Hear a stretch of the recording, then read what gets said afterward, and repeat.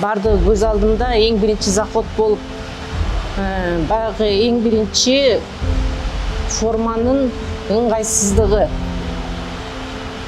Себеби дегенде, ал кийин удобный форма уже кийинкиде келип баштады. Биринчи кийген форма бул сөөгүңө жетет да, муштаганда, тердегенде, муштаганда адам экинчи кийгиси болуп калат. Аны кайрачы мындай өзү кийип көргөн, мени азыр угуп аткан кесиптештерим билет болуш керек.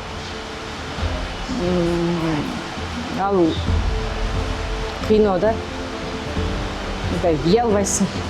Кайра повторно кийиш үчүн адам оор абалда чыгышат, денеңе муштак урат ушунчалык.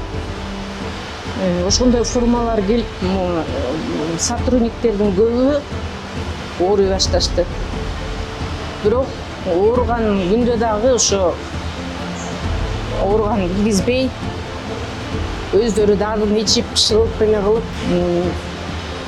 бардыгы бешет болуш керек. Эшикке чыкканда резиновый өтүктөрдү кийишет, мындай чилкилеген суун төгөт. Организмде болгон жидкостьтин баары ошого толуп калат да, ачка кирет. Тамак жейилбейт, тамак ичип алса, чечиш керек болот, форманы кайра чыгыш керек болот, суу ичпейт. Красный зонадан чыккан адам эң биринчи эчтеке сурабайт, суу сурайт да. Себеби уже организмде жидкость калбай калат, суу деп эме кылат да. Анан толтуруп койгон сууларыбыз башында ушинтип жетпей калып, улам эметип суу бергилечи, суу деп эле.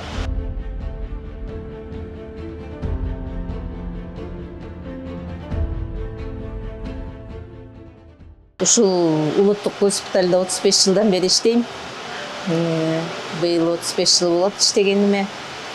Терапия бөлүмүндө башында процедуралык медайым болуп иштечимин, азыр улуу медайым болуп иштейм. Зарегистрировано 3 случая. Дальше живет один из зараженных. Үйдөн чыкпаңыздар. Бир да маска жок аптекаларда.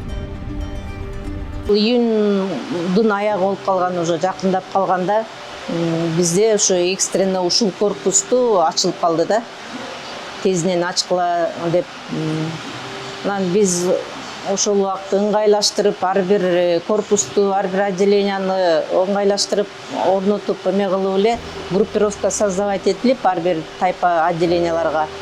Анан мен Гуля Асековна деген дагы бир улуу медайым бар.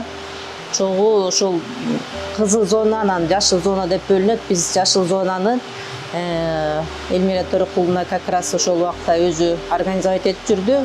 Баштап биз деген ошол кызыл зонага кире турган медиктердин биз деген группировкасын создавать этип жумуш ишин организовать этиш керек болуп калды да. Дары дармектеринен, кийиминен баштап тамагына чейин ошол жакта организовать этип ошол жумушту иштегиле деп эметип калды. Группа түзүлүп калды. Кокусунан түзүлдү внезапно, чындап келгенде. Анан ачылар менен эле биз мынчалык деңгээлде, ушунчалык баягы бир убакыттын ичинде ушунча көп бейтап келип кетет деген расчет жок болчу да, чындап келгенде. Баягы эң эсимде ошол биринчи 3 күн биз ошол эме менен алек болуп жүрүп эле уктабай эле жүрө бериптирбиз да. Анан баягы адам все равно организм уктабагандан кийин мас болуп алыш эле, чарчай баштайт экен да. Ошол аябай эсимде да. Биз ошо кетип баратып мындай сознание теряться этип кетет, көзүң жумуп кетет. Дагы бирөө кулады. Көрдүм, тияктан бирөө баса албай калды. Тияктан искусственный дыхание кылып атат. Скорыйлар завал көрдүңөрбү? Могу жер жабык. Жана эмедегидей болуп атабы? Италиядагыдай болуп атабы? Невозможно. Бирок баягы бүтпөйт да, башталган эме башында айтып атпаймынбы, аябай скорыйлар Московскийга чейин очередь ушул басканда кээде ушу корпустун элистей берет, баягы эметилген убактарчы.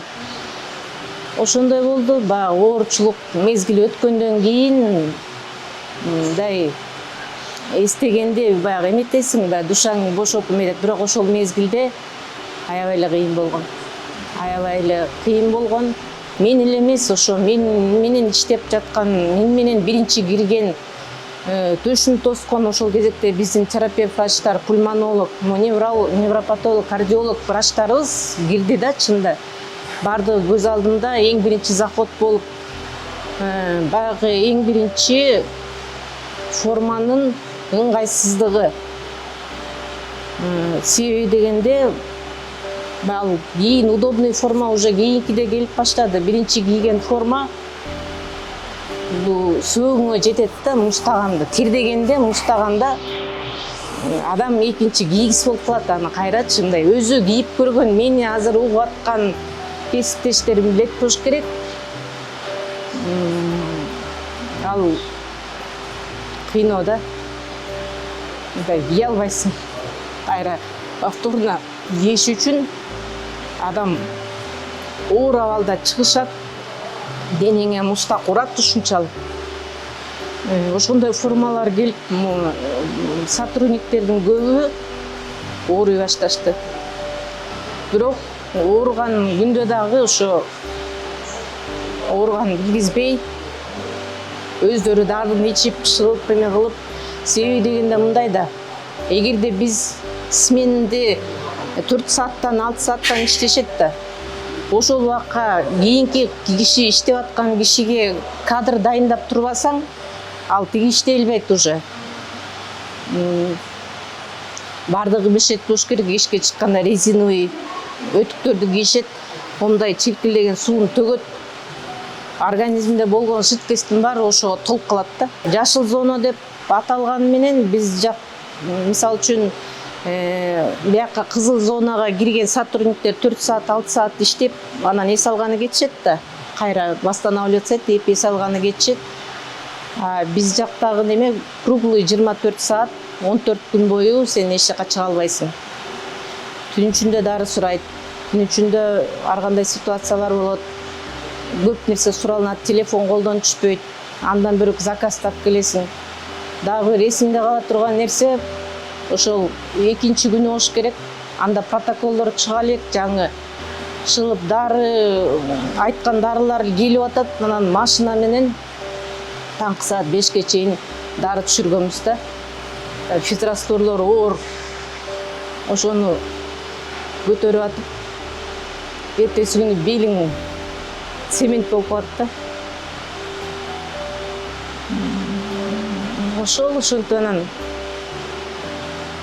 дагы бир нерсе, башында ушу как раз эмеде ортодогу балдар, охранада турган балдар дарыны жеткизиш керек болуп да, бул сторонагачы. Анан бир студент баланын эсимде да, ушу медакадемиянын студенти болуш керек эле. Өтүктөн ошо чуркай берип, өтүктөн канап кетти бутунун баары тынч. Эме баса албайт, өйкөгөнүнөн суудан бутунун баары кан болуп кетти да. Анан кийин келер деп бияка келип эмесин чечтирип, дарылап 2-3 күн эс ал деп эме кылганбыз да. Бирок ошенткен күндө деле биз баягы бизге кадр жетишчү эмес. Кадр аз киши, анын үстүнө оорутуп алсак дагы ушундай бир эме да, кандай десем, элдер мындай определенный убакыт эле айта берет, а бул жерден токтобойт да.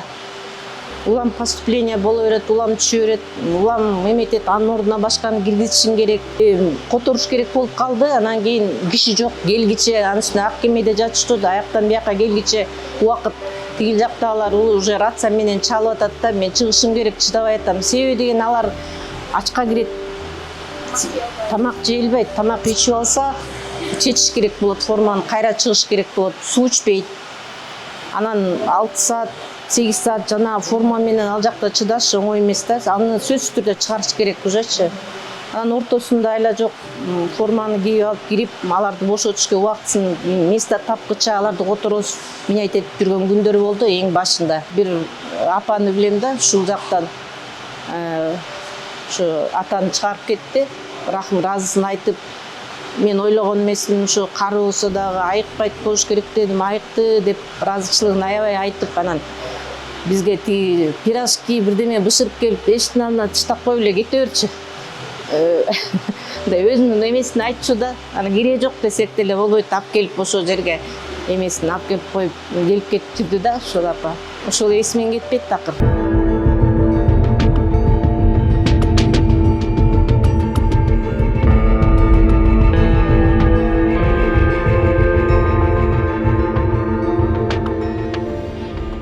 Концентратор ушунун башында жок болду да чынында. Андан кийин ошо жанагы пирожки таштаганда эле алып келип элден ыраазы болсо болот. Негизи эчтекени сурабай, эчтекени өткөрүп бербей эле, эчтеке дебей туруп эле алып келип туруп эшиктин алдына таштап кетип атышты. Красный зонадан чыккан адам эң биринчи эчтеке сурабайт, суу сурайт да.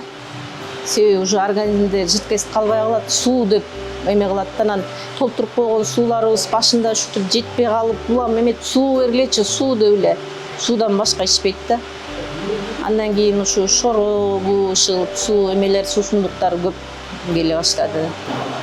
Адам паникага түшкөндө бардык нерсеге даяр экенин көргөм да ошол убактачы. Анан кийин мен ойлоп атам да, мен может быть баягы ооруганда сездим, мындай ооруганда ой кетет экен любой адамгачы. Кайра уже артка барбай турбайбызбы деген ойлорго кетет да. Ну, Кудайга шүгүр. Кудайга шүгүр. Сотрудниктердин болсо массаба ооруганын